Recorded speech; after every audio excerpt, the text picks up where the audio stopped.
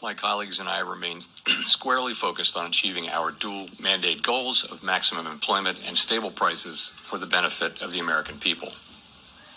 The economy is strong, is strong overall, and has made significant progress toward our goals over the past 2 years. Labor market conditions have cooled from their formerly overheated state and remain solid. Inflation has moved much closer to our 2% longer-run goal, though it remains somewhat elevated. In support of our goals, today the Federal Open Market Committee decided to leave our policy interest rate unchanged and to continue to reduce our securities holdings. I'll have more to say about monetary policy after briefly reviewing economic developments. Recent indicators suggest that economic activity has continued to expand at a solid pace. For 2024 as a whole, GDP looks to have risen above 2%, bolstered by resilient consumer spending. Investment in equipment and intangibles appears to have slowed in the fourth quarter, but was strong for the year overall. Following weakness in the middle of last year, activity in the housing sector seems to have stabilized. In the labor market, conditions remain solid. Payroll job gains averaged 170,000 per month over the past 3 months.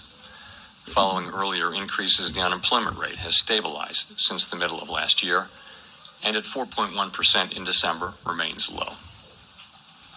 Nominal wage growth has eased over the past year, and the jobs-to-workers gap has narrowed.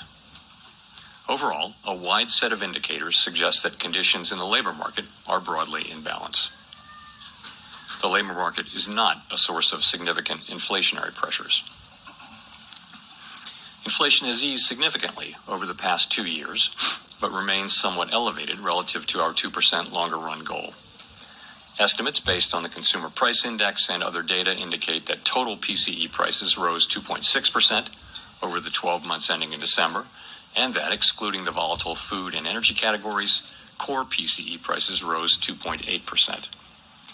Longer-term inflation expectations appear to remain well anchored, as reflected in a broad range of surveys of households, businesses, and forecasters, as well as measures from financial markets. Our monetary policy actions are guided by our dual mandate to promote maximum employment and stable prices for the American people. We see the risks to achieving our employment and inflation goals as being roughly in balance, and we are attentive to the risks on both sides of our mandate. Over the course of our 3 previous meetings, we lowered our policy rate by a full percentage point from its peak. That recalibration of our policy stance was appropriate in light of the progress on inflation and the rebalancing in the labor market. With our policy stance significantly less restrictive than it had been, and the economy remaining strong, we do not need to be in a hurry to adjust our policy stance. At today's meeting, the committee decided to maintain the target range for the federal funds rate at 4.25% to 4.5%. We know that reducing policy restraint too fast or too much could hinder progress on inflation. At the same time, reducing policy restraint too slowly or too little could unduly weaken economic activity and employment. In considering the extent and timing of additional adjustments to the target range for the federal funds rate, the committee will assess incoming data, the evolving outlook, and the balance of risks. We're not on any preset course. As the economy evolves, we will adjust our policy stance in a manner that best promotes our maximum employment and price stability goals. If the economy remains strong and inflation does not continue to move sustainably toward 2%, we can maintain policy restraint for longer. If the labor market were to weaken unexpectedly or inflation were to fall more quickly than anticipated, we can ease policy accordingly. Policy is well positioned to deal with the risks and uncertainties that we face in pursuing both sides of our dual mandate. As we previously announced, our 5-year review of our monetary policy framework is taking place this year. At this meeting, the committee began its discussions by reviewing the context and outcomes of our previous review that concluded in 2020, as well as the experiences of other central banks in conducting reviews. Our review will again include outreach and public events involving a wide range of parties, including Fed Listens events around the country and a research conference in May. Throughout this process, we will be open to new ideas and critical feedback, and we will take on board lessons of the last 5 years in determining our findings. We intend to wrap up the review by late summer. I would note that the committee's 2% longer-run inflation goal will be retained and will not be a focus of the review. The Fed has been assigned 2 goals for monetary policy: maximum employment and stable prices. We remain committed to supporting maximum employment, bringing inflation sustainably to our 2% goal, and keeping longer-run inflation expectations well anchored. Our success in delivering on these goals matters to all Americans. We understand that our actions affect communities, families, and businesses across the country. Everything we do is in service to our public mission. We at the Fed will do everything we can to achieve our maximum employment and price stability goals. Thank you. I look forward to your questions. Mr. Chairman, Steve Leisman from CNBC. Mr. Chairman, at a event in Davos, or to Davos anyway, the president said he'll demand that interest rates drop immediately. So I guess I have a 3-part question. Has the president done this to you? Has he made that demand? Secondly, what is your response to that? And third, what effect, if any, does a president making these kind of remarks have on policy? Thank you. 3 questions. I'm seeing it really as one question, though. So I'm not going to have any response or comment whatsoever on what the president said. It's not appropriate for me to do so. The public should be confident that we will continue to do our work as we always have, focusing on using our tools to achieve our goals and really keeping our heads down and doing our work, and that's how we best serve the public. Can you just comment on whether he's physically communicated this demand to you? I've had no contact. Thanks. Nick Timmeros, The Wall Street Journal. Chair Powell, you and several of your colleagues said around the time of the last meeting that your policy stance was meaningfully restrictive. Given economic and financial market developments since then, how has your confidence changed in an assessment that says interest rates are meaningfully restrictive? I don't think that my assessment really has changed. A couple of things have happened. We've gotten more strong data, but we've also seen rates move up at the long end, which could represent a tightening in financial conditions. I think if we look back over the past year or so, we can see that policy is restrictive. If you look at the effect of high rates on interest-sensitive spending, for example, in housing, and if you look at the achievement of our goal variables, we're seeing the economy move toward 2% inflation and has moved largely to maximum employment. So we literally look at the movement toward the goal variables to make that assessment. Now, policy is meaningfully less restrictive than it was before we began to cut. It's 100 basis points less restrictive, and for that reason, we're going to be focusing on seeing real progress on inflation, or alternatively some weakness in the labor market before we consider making adjustments. If I could follow up. Does the economy here warrant meaningfully restrictive interest rates? And would you judge interest rates to still be meaningfully restrictive if you were to lower them by another quarter point? So I think our policy stance is very well calibrated, as I mentioned, to balance the achievement of our two goals. We want policy to be restrictive enough to continue to foster further progress toward a 2% inflation goal. At the same time, we don't need to see further weakening in the labor market to achieve that goal. And that's kind of what we've been getting. The labor market has really been broadly stable. The unemployment rate has been broadly stable now for 6 months. Conditions seem to be broadly in balance. And I would say you look at the last couple of inflation readings and you see we don't overreact to 2 good readings or 2 bad readings, but nonetheless, the last couple of readings have suggested more positive readings. So I think policy is well positioned. Colby from the New York Times. Colby Smith with the New York Times. Chair Powell, how should we interpret the removal of the line from the statement that inflation has made progress towards the 2% goal? Is that no longer the case? No. So let me look. If you just look at the first paragraph, we did a little bit of language cleanup there. We took out a reference to since earlier in the year as it related to the labor market, and we just chose to shorten that sentence.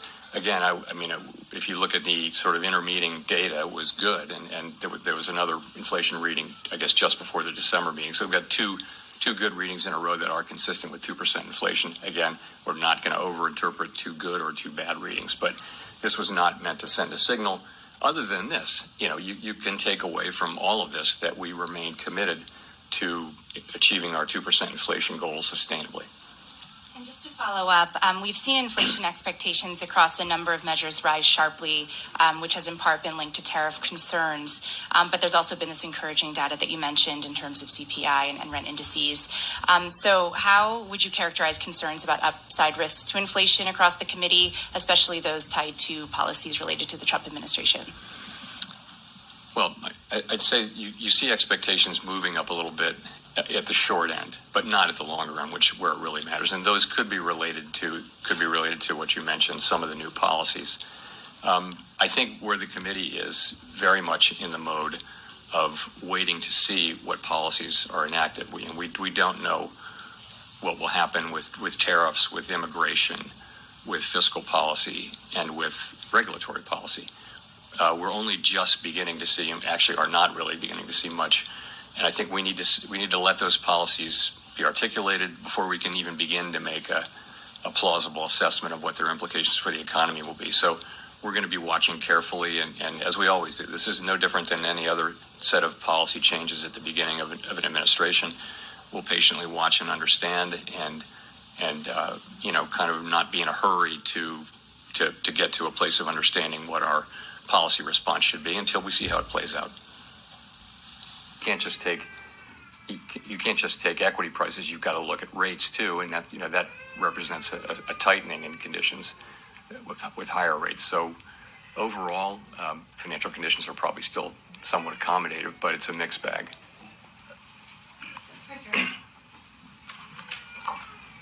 Hi, Chair Powell. I'm Richard Escobedo with CBS News. One question for you. This month's statement notes that unemployment has stabilized at a low rate and that the labor market is solid. You walked through some of what's driving this, but I wonder what risks you see that might challenge your assessment. Well, the things we discussed earlier. One is that there's a low hiring rate, and so that if there were to be a spike in layoffs, if companies were to start to reduce headcount, you would see unemployment go up pretty quickly because the hiring rate is quite low. So that's one thing we look at.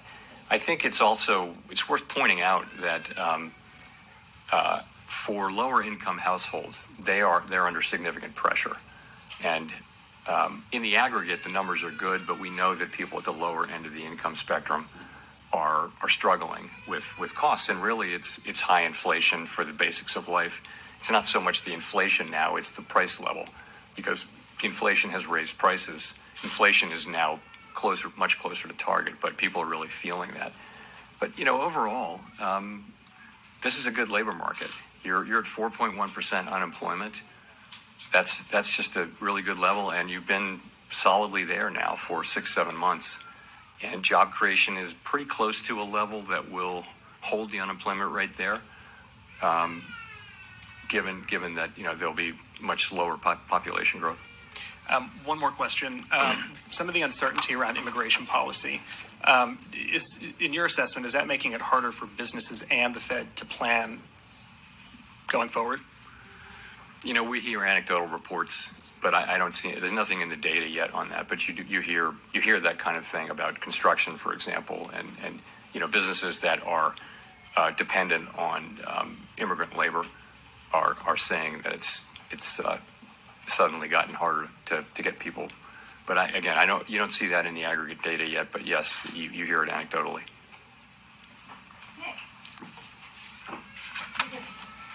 Thank you, Chair Powell. Nicholas Jasinski from Barron's. The uncertainty is certainly a theme today, and I'm wondering, are there any periods from your career or as it relates to markets, the economy, what's going on here in Washington and beyond, or from lessons from history that may provide some guidance for a central banker operating in uncertain times like today? I guess I'd say this. Uncertainty is with us all the time. It is human nature, apparently, to underestimate how fat the tails are in a way. The possibility, we think of things in a normal distribution, and in the economy, it's not a normal distribution. The tails are very fat, meaning things can happen way out of your expectations. It's never not that way. I wouldn't, if you think about it, think about the first few months of the pandemic. That was uncertainty. Are we going to be able to reopen the economy? If so, when? How much of it? How long will it take? That was uncertainty. What we have now is a good labor market. We have the economy growing at 2 to 2.5%. Inflation's come down to now the headline inflation number was 2.6, and that's what the public experiences. We look at core because it's a better indicator of future inflation. So yes, the price level went up a lot for inflation, and people are feeling that, and they're not wrong. But so the kind of uncertainty we have is just a usual level of uncertainty about the economy, but then policies which are not for us to criticize or praise, really. Those are policies which people have been elected to implement. They're implementing them with a view to making a better economy. And so I wouldn't call this out as one of those times. I wouldn't compare it to the global financial crisis or anything like that, given that we have actually a very good economy right now.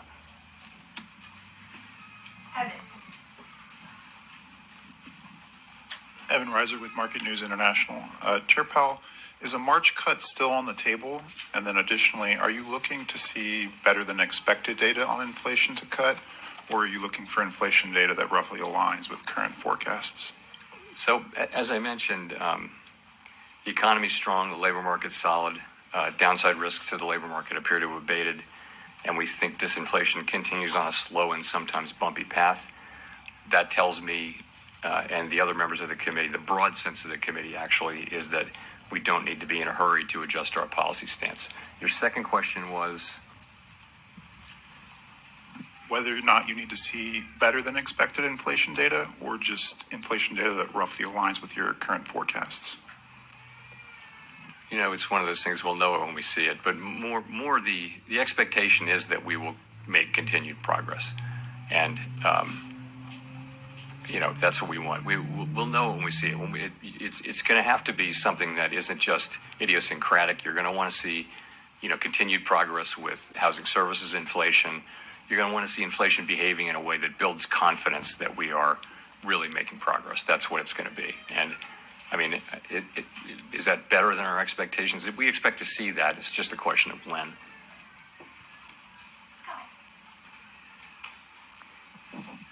Hi, Chair Powell. Scott Horsley from NPR. In your 5-year review, you said the 2% inflation target won't be on the table. Can you talk a little bit about why? Is that because you think that's the right target, or is it because you don't want to move the goalpost mid-game, or what's behind that? I think that goal has served us well over a long period of time. It's also the sort of global standard. I think that if central bank wanted to look at changing that, you wouldn't do it at a time when you're not meeting it anyway. I would not look at changing it anyway, but I certainly wouldn't look at it at a time when you're not meeting it. There's just no interest at all in changing it. If I'm being at all unclear, we're not going to change the inflation goal anytime soon. And 5 years ago, if I can paraphrase what y'all decided, it was you're going to not raise interest rates preemptively to head off inflation until you see sort of the whites of the eyes of inflation, because the solid labor market was so beneficial. Have the last few years changed your thinking about that? So what we really said was that we wouldn't look at a strong labor market and raise rates unless we saw some evidence of inflation. So the thought was that we'd seen really low levels of of unemployment with no sign of inflation. So why would you preemptively want to put people out of work in the absence of any kind of any evidence that suggested that this was not a sustainable level?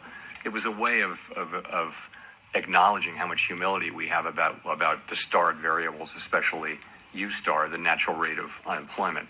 So that was an insight. We'll discuss that again. That'll be one of the many things that we discuss. But I don't think that insight is wrong.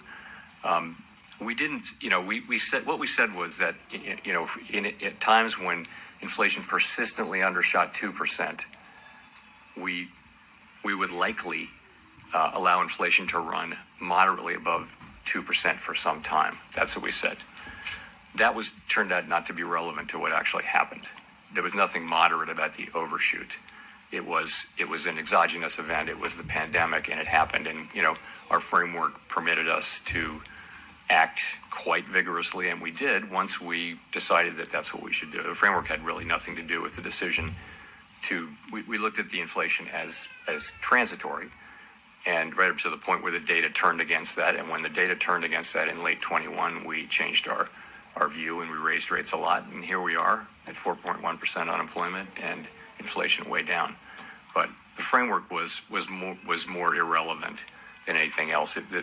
That part of it was irrelevant. The rest of the framework worked just fine as we used it, as it supported what we did to bring inflation down. Go to Mark for the last question. Hello, Chairman Powell. Mark Hamrick with Bankrate. As you know, in the annual report from the Financial Stability Oversight Council, among the risks outlined is cryptocurrency. Could you talk about those risks now? And regarding individuals and households, perhaps distinct from the concern about the financial system, do you worry that speculation in this unregulated asset class could hurt their financial well-being, or do you think it has a place in a household's portfolio? So our role with Bitcoin really is to look at, with crypto, really is to look at the banks, and we think it's, banks are perfectly able to serve crypto customers as long as they understand and can manage the risks, and it's safe and soundness. A good number of our banks, that we regulate and supervise, do that. The threshold has been a little higher for banks engaging in crypto activities. And that's because they're so new, and we don't want to make the mistake. If you're making a choice to conduct that activity inside a bank, which is inside the federal safety net with deposit insurance, then you want to be pretty sure that it's a safe and sound activity. So, we're not against innovation, and we certainly don't want to take actions that would cause banks to terminate customers who are perfectly legal, just because of excess risk aversion, may be related to regulation and supervision. So, And with respect to households and their inclusion in the asset class? That's kind of it's not really our bailiwick. You want people to be knowledgeable about the financial engagements that they have, and that's why we have the securities laws that we have. It's why if you read a mutual fund prospectus or individual stock prospectus, you want households to have the chance to understand the risk that they're taking. And I do think it would be helpful if there were a greater regulatory apparatus around crypto, and I think that's something Congress was working on quite a lot. We've actually spent a lot of time with members of Congress working together with them on various things, and I think that would be a very constructive thing for Congress to do. Thank you.